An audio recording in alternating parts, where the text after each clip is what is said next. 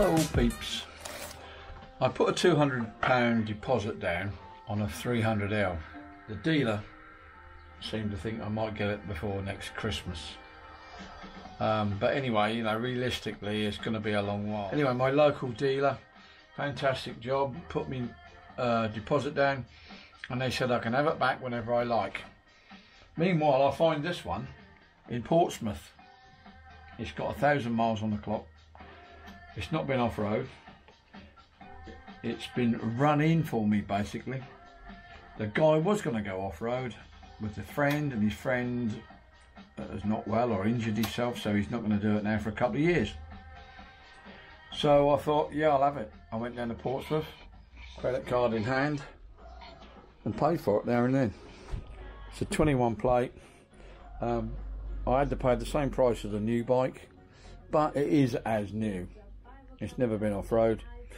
It's got a tail tidy been put on, and it's got a nice sump guard, the same one I had on the 250, which are made in Essex, not far from here actually. So that's a bit of a saving. So what I'm going to do, I'm going to prepare this slowly while I still got my KTM and show you all the things I do to it. So one of the first little hacks I'm going to do is the standard exhaust. I'm not going to waste money buying a big exhaust. I don't need more power. I don't need a noisy, offensive exhaust, but I would like to just hear it a little bit more, so you can hear what you're doing when you're riding in a group. You know, it's always nice to hear the engine. So this is the standard note, which is pretty quiet.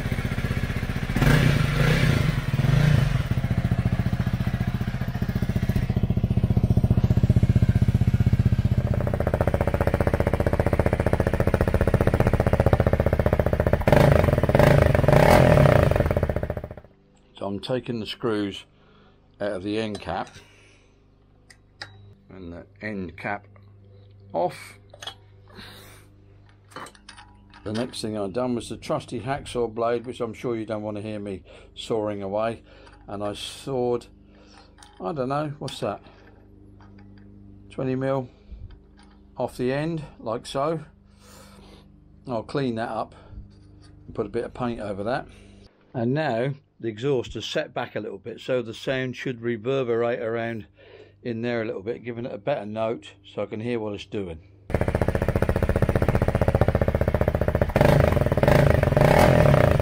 Gives it a better note so you can hear it. It's not offensive, it's not illegal, we've not took anything out, it's not affected the mixture or the performance of the bike. So what more do you want?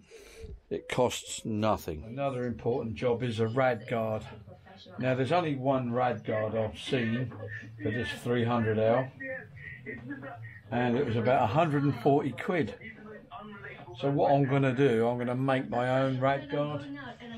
Basically I'll whip this panel off, which is not exactly hard. So here's one I prepared earlier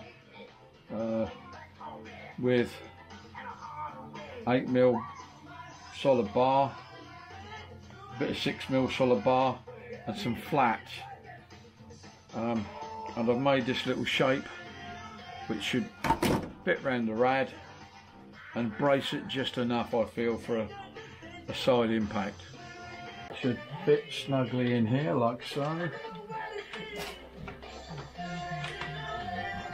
and bolted onto the, and that will stop for any lower impacts, and this should just be enough if it falls over. A little bit of triangulation there which will help. So that looks okay. The trick is to get it behind the rad deflectors, you know, the air deflectors. I've had to put longer bolts in here.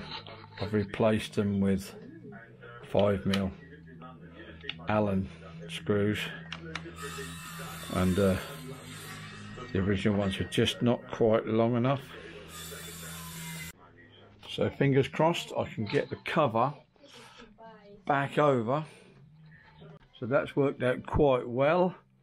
It's all gone back together and you can barely notice it underneath this deflector, whatever you like to call it. It fits in there quite nicely. Not really any pushing or shoving to get that together. So that should protect it a little bit. Mainly a side impact really. Yeah, I'm quite pleased with that. Yeah, very happy. It's not a lot of good if you're one of the bling boys. You like to be able to show off what you put on the bike, but this one probably cost about £5 worth of steel. I put some of these fork protectors on just over the seals on the last bike, and it seemed to preserve the seals a little bit. So I'll slip those on. They're held on by Velcro, which is really easy. Didn't have to slip the fork leg out.